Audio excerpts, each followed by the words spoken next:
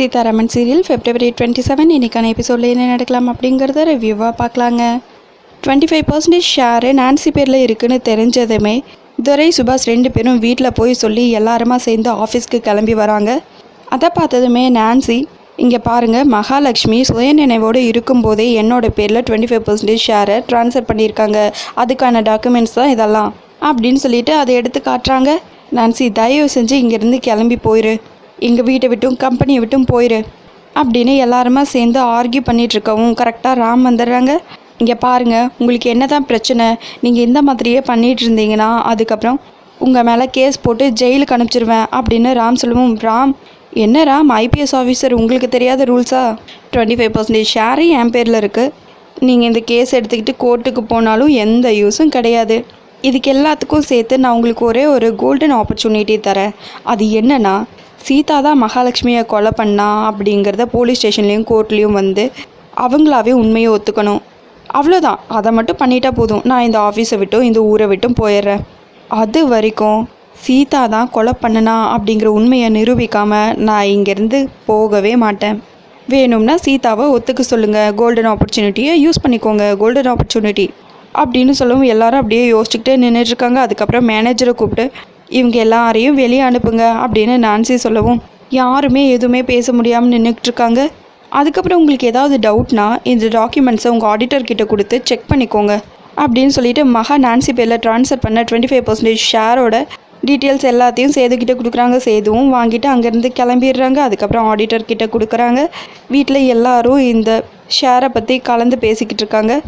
Sir, இதில் நம்ம எதுவுமே பண்ண முடியாது, மகாலட்சுமி மேடம் இறந்து போகிறதுக்கு முன்னாடியே ஒரு 10-15 நாள் முன்னாடியே எல்லா ஷேரையும் நான்சி பேரில் தரோவாக கரெக்டாக மாற்றி கொடுத்துருக்காங்க. எங்கெங்கே என்னென்ன இருக்குது, எப்படி அதை ஹேண்டில் பண்ணியிருக்காங்க எல்லாத்தையும் நான்சிக்கு அப்டேட் பண்ணியிருக்காங்க.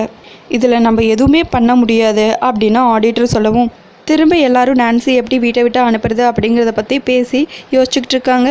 அடுத்ததாக நான்சி வீட்டில் வந்து ப்ரேயர் பண்ணிகிட்ருக்காங்க. அப்போ மொத்த ஃபேமிலியும் வந்து நான்சி பின்னாடி நின்றுட்டுருக்காங்க.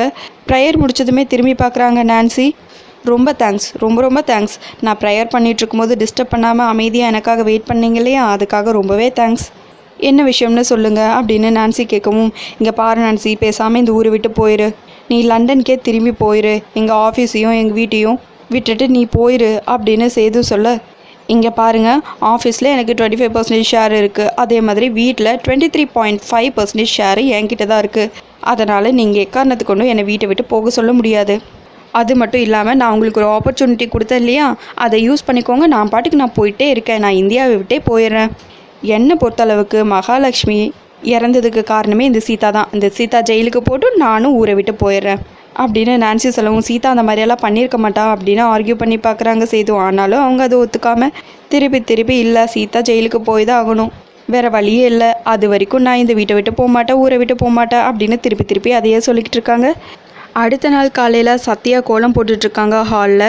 சீதாவும் மீராவும் பார்த்துட்டு பரவாயில்லையே, சூப்பராக போட கற்றுக்கிட்டேன் அப்படின்னு பாராட்டி பேசிகிட்டு இருக்கவும், எல்லாம் அண்ணி சொல்லி கொடுத்ததால தான் நான் இந்த அளவுக்கு போட்டுட்ருக்கேன் அப்படின்னு சத்யா சொல்லவும், பரவாயில்லையே, அண்ணின்னு கூப்பிட்றதுக்கே எவ்வளோ சந்தோஷமாக இருக்குங்கிறாங்க மீரா.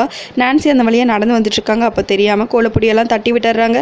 என்ன நான்சென்ஸ் இதெல்லாம், வீட்டுக்குள்ளே போய் இப்படியெல்லாம் போட்டுட்ருக்க, நீ எல்லாம் படித்த பொண்ணு தானே, இந்த மாதிரி காலையில் எழுந்திரிச்சு பண்ணிகிட்ருக்கிறதெல்லாம் ஒரு ஜாக்கிங் போகலாம், வாக்கிங் போகலாம், ஏதாவது கிளாஸ் போகலாம், அதை விட்டுட்டு இதை போய் பண்ணிகிட்ருக்க அப்படின்னு நான்சி சத்தம் போடவும், ஏன் கோலம் போட்டால் என்ன தப்புன்னு சீதா கேட்டுட்ருக்காங்க. படிக்கிற பொண்ணுங்க கற்றுக்க நிறைய இருக்குது, இதெல்லாம் ஒரு வேலையா அப்படிங்கிற மாதிரி கேட்டுட்டு அங்கேருந்து நான்சி பாட்டுக்கு போயிடுறாங்க. ஒரு சாரி கூட கேட்காம. சீதாவும் மீராவும் பயங்கரமாக டென்ஷன் ஆகுறாங்க. அதுக்கப்புறம் சத்யா போய் நேராக அர்ச்சனா கிட்ட சொல்கிறாங்க இங்கே நடந்த விஷயத்தையெல்லாம். அர்ச்சனா செம்மையாக டென்ஷன் ஆகி, ஏன் பொண்ணையா அந்த நான்சி அப்படி பேசினா நான் சும்மா விட்டுருவேனா, நான் மகாக்கே டஃப் கொடுப்பேன், இவெல்லாம் எனக்கு ஒரு ஆளா அப்படிங்கிற மாதிரி சொல்லிட்டு வேகமாக அர்ச்சனா மாடிக்கு போகிறாங்க.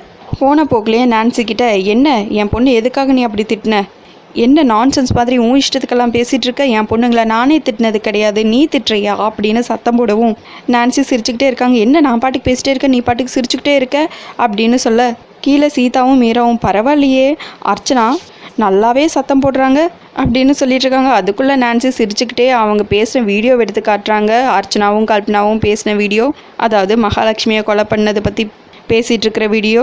அதை காட்டினதுமே அர்ச்சனா அப்படியே சைலண்ட் ஆகி, நான் சும்மா விளையாட்டுக்கு தான் பேசினேன், கீழே எல்லாரும் அதை கேட்டுக்கிட்டு இருக்காங்க அப்படின்னு அர்ச்சனா சொல்ல, இங்கே பாரு, இதில் மட்டும் நான் யூடியூப்பில் போட்டேன், உனக்கு லைக்ஸ் ஹெவியாக வரும் அர்ச்சனா, அது மட்டும் இல்லாமல் ஒரே நாளில் செம்ம ட்ரெண்ட் ஆயிடுவ அப்படின்னு சொல்ல, வேண்டாம் வேண்டாம், தயவு செஞ்சு இதை மட்டும் பண்ணிடாத அப்படின்னு சொல்லிட்டு சைலண்ட்டாக அங்கேருந்து அர்ச்சனா கிளம்பி போயிடுறாங்க. என்ன போனப்போ பயங்கரமான சவுண்டாக இருந்துச்சு, இப்போ என்னடானா சத்தத்தையே காணோம் அப்படின்னு சீதா, மீரா, செல்வி எல்லாரும் பேசிக்கிட்டு இருக்காங்க. அதுக்குள்ளே அர்ச்சனா கீழே வந்துடுறாங்க. என்ன திட்டிட்டீங்களா அப்படின்னு சீதா கேட்கும். ஓ திட்டிட்டேன், என்ன மகாவோட சாயல் மாதிரியே இருக்கவும் எனக்கு கொஞ்சம் கஷ்டமாக இருக்குது, நான் ரொம்ப ஓவராக திட்டிட்டேன், அதனால தான் இப்போ சைலண்ட்டாக வந்துட்டேன், சரி அப்படின்னு சொல்லிட்டு அங்கேருந்து கிளம்பிடுறாங்க அர்ச்சனா.